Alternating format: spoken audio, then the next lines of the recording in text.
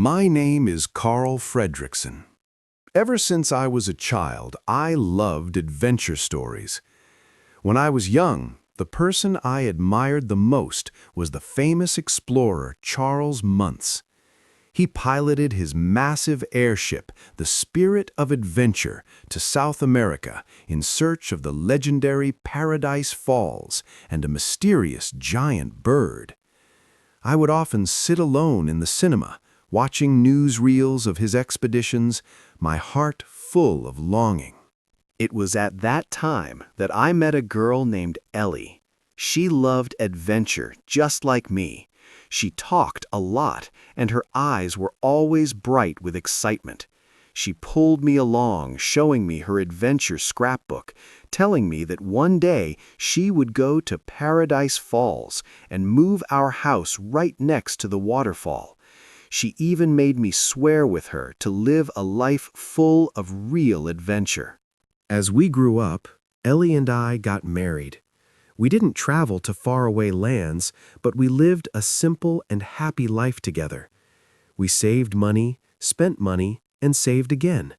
We fixed up our house together, took walks, and counted the colors of passing cars. Those days were the happiest times of my life. But then, Ellie became sick. One quiet afternoon, she left me. After that, I became quieter and quieter. I stayed in that old house, clinging to our memories, unwilling to change anything. That is, until the day the government told me I had to move into a nursing home, but I didn't want to go. On that very day, I made a crazy decision. I tied thousands of balloons to the house and let the entire house lift into the sky. I wanted to fulfill Ellie's dream and take our home to Paradise Falls. But I didn't expect that once the house took off, I would find someone on the porch. His name was Russell. He was an 8-year-old boy, also a wilderness explorer. He was trying to earn his final badge, the Helping the Elderly badge, and I was the one he needed to help. At first, I didn't like him. He talked too much and always followed me around, but since we were already flying to South America together, we had no choice but to stick together. In the jungle, we encountered a strange giant bird. It was covered in colorful feathers, couldn't fly, and loved eating chocolate. Russell immediately became fond of it, insisting on keeping it with us, and named it Kevin. Later, we discovered that Kevin was actually a mother bird, secretly taking care of her chicks. Not long after, we met a talking dog. His name was Doug, and he wore a special collar that could turn his thoughts into speech. Doug was simple and friendly.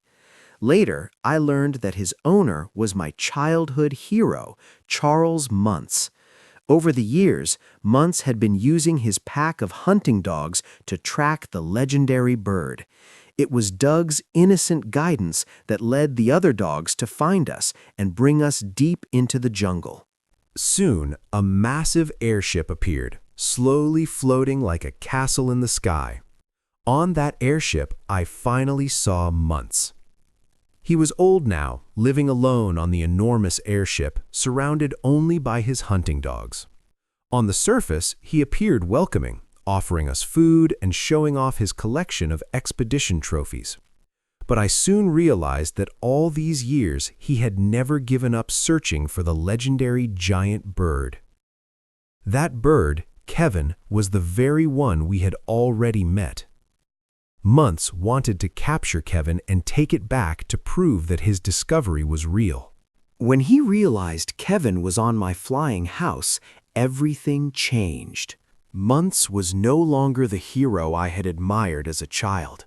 He had become obsessive and dangerous, willing to hurt others just to prove he was right. He immediately commanded his dogs to chase us. Guided by Doug, we ran desperately to escape. During the chase, Kevin was injured and eventually captured by Muntz. Russell was heartbroken. He blamed me for abandoning Kevin and insisted on going back to save her. I hesitated. If I went back for Kevin, I might never reach Paradise Falls, and Ellie's dream could remain unfulfilled. So I didn't turn back. I continued to steer the house toward Paradise Falls. When I finally arrived, sitting alone in the house, I opened Ellie's adventure scrapbook.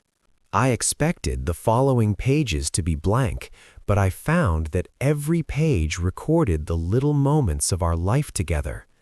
At that moment, I realized that Ellie and I had already completed a great adventure. On the last page, she had written, "Thank you for going on adventures with me. Now, go and start a new adventure." I closed the book and looked ahead. I knew my life wasn't over, and this time I wouldn't be alone. At that moment, I made a choice. I would go save Kevin. I started throwing the furniture and belongings out of the house, making it lighter and lighter. Finally, the house lifted into the sky again. I let go of my obsessions, and I let go of the past. I found Muntz's airship. Amid the chaos and struggle in the air, we finally defeated Muntz, rescued Kevin, and safely returned her to her chicks. My house disappeared into the sky. Later, I returned to the city with Russell. At the Wilderness Explorer graduation, I personally pinned on Russell the badge he had longed for, the Helping the Elderly badge. At that moment, I realized that I had completed a true adventure. Afterwards, Russell and I sat by the roadside, counting the colors of passing cars just as we used to. The sun was bright and the wind was gentle. I suddenly realized that Ellie had never really left me. She lived on in my memories and in the courage that kept me moving forward. I finally understood that adventure doesn't always require traveling far away.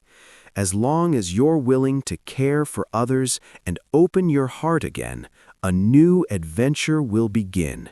And this time, I would continue, smiling all the way. What this story shows us: 1.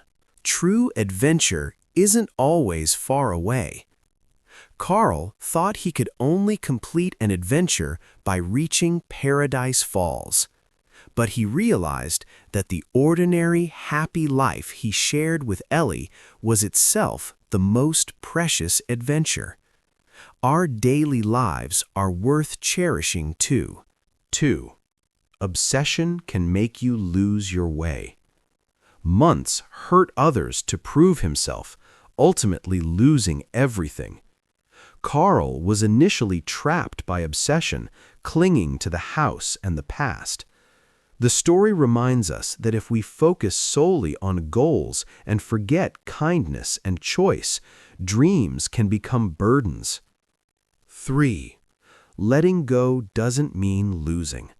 When Carl discarded the furniture and gave up the house, he didn't lose Ellie. He truly understood her heart. Learning to let go of the past creates space for a new life. 4. Caring for others is a new beginning. By choosing to go back for Kevin and staying with Russell, Carl reconnected with people, starting a new adventure through seemingly small acts of care. Finally, this story tells us, life doesn't end because of loss. As long as you are willing to move forward and open your heart again, everyone can find their own adventure in the ordinary moments.